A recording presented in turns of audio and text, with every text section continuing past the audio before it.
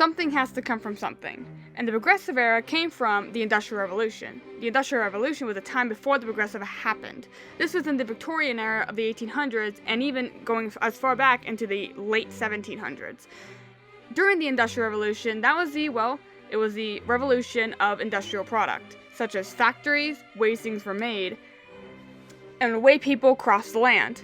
Cars were strung up from the horse-drawn carriage, talk about horsepower, and then you would have planes, steamboats, one of the more popular ones, especially because of the Panama Canal, and one of the most used things during the time of the Victorian era, the train. Now, the Industrial Revolution modernized and revolutionized these products, but the Progressive Era took these ideas and smacked them all around. I mean, the Industrial Revolution is the reason why we have Thomas the Train screwing around all over England in his little blue cars and his little teeny tiny things, and the reason why we have that music that's stuck in our head 24/7. I mean, not gonna lie, the Thomas theme was a bop and all, but seriously, that music stuck in my head, and I'm 18 years old. So, a lot of the things that we have today are strung from the things that were pretty much cut in half of the things we have today.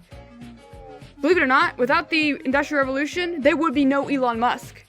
Because where is he going to get his inspiration from? The Progressive Era is a progression off of the Industrial Revolution. Trains, being a huge one, went from being these little steam puff engines like Thomas to this thing.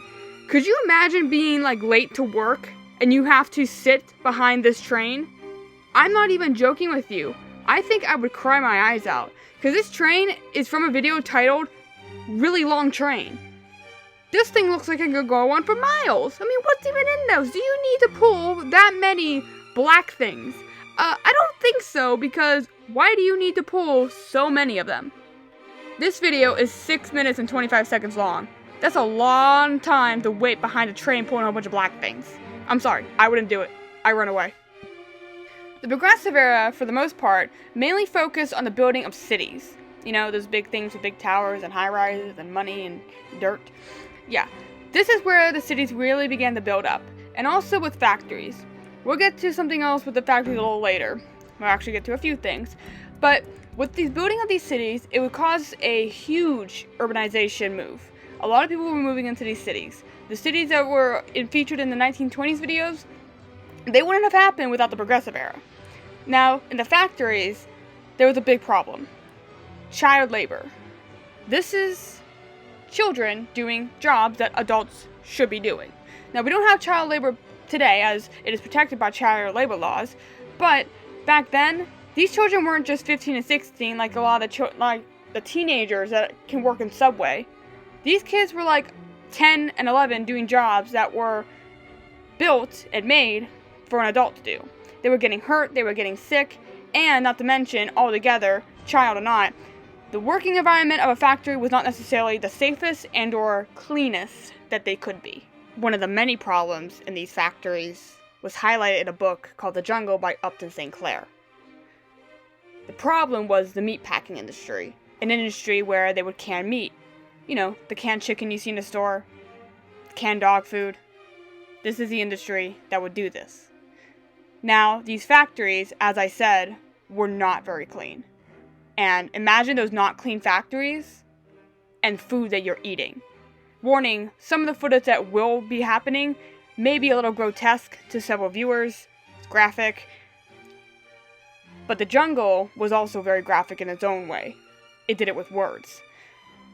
Mice and disease were running rampant in these factories because of the poor work conditions, the poor environment, and they were getting onto the meat.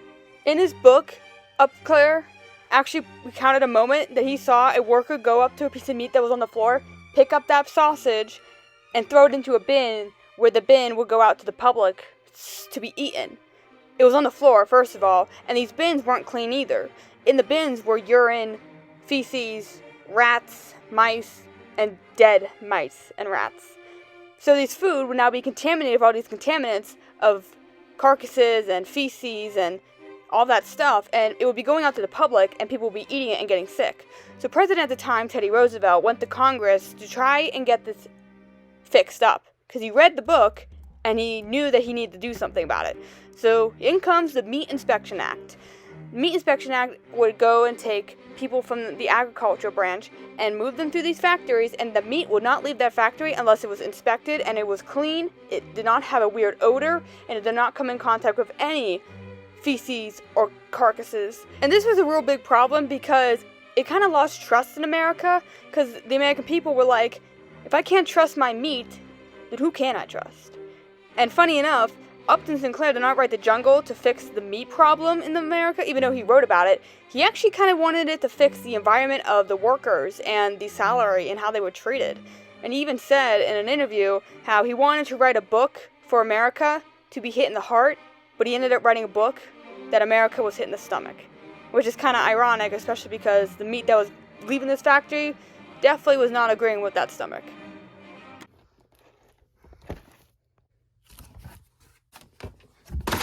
Oh shit.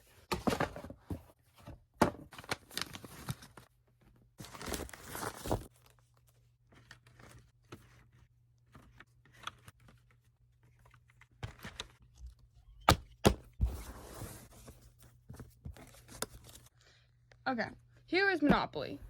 The game Monopoly with this man. See? Where's your fucking monocle, bitch? Anyway, you have all these squares, you have your jail time, you have your Justin visiting, and then over here you have your free parking. Monopoly was made in 1935, but it was actually based off the actual monopolies that were happening during the Progressive Era, especially during the Progressive Era. Here's the definition. Focus. The exclusive possession or control of the supply or trade in a commodity or service. His likely move was to protect his regional monopoly on furs. So, let me give you an example. So, you take your dice and you roll your dice. 1, 2, 3, 4, 5, 6, 7, 8. Okay.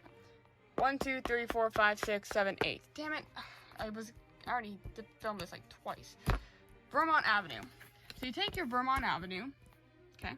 And then you see here, it's $100. So if you want to buy your Vermont Avenue, you take your $100 from your money and you say, okay, I'm going to buy it. So you take this and you trade the money in for this. So this is your supply and or trade, your commodity or service. Vermont Avenue is what you own. So now you have your little friend here, the car, and he also rolls a 7 or an 8. So you now go 1, 2, 3, 4, 5, 6, 7, 8, and now he lands on your Vermont Avenue. Well, you can't because because you like money and also because you don't like free travel, you are now going to have to say, give me money. So now you look on your card and you're like, $6. Doesn't seem very much, but let me tell you that $6 backs up real quick. So now you have $6, and he gives you $6 for him to be able to travel on top of your land. So, the more people that travel to your land, the more money you get. Monopoly. Why is it so out of focus? Monopoly, you're just ruining my life right now. One of the biggest things that happened during the monopolies of the Progressive Era and the Progressive Era in general was the use of propaganda. There was a lot of propaganda used. This is just some examples.